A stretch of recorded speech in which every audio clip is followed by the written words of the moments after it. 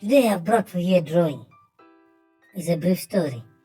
A man left the room that is going to meet his friends. From there, a man was a cheater. So, the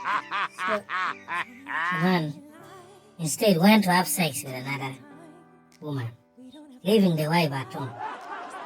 So the wife called, saying, "Honey, I'm missing you so much that I have even failed to sleep." The man, while carrying on with the sex, replied to the wife, "Me too, dear. I'm here alone in my room thinking of you."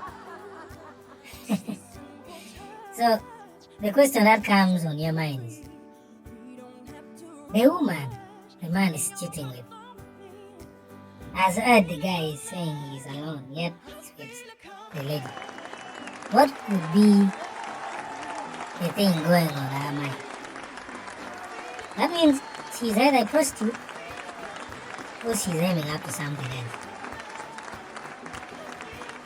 It's a little funny and a little sad. Those are the games that people play. My advice is don't play it. Just look at how this lady is standing. The lady looks really honey. I think she's just from showers. Guess what she's thinking on her mind? Just guess what this lady is thinking on her mind. She's imagining how the banana looks like.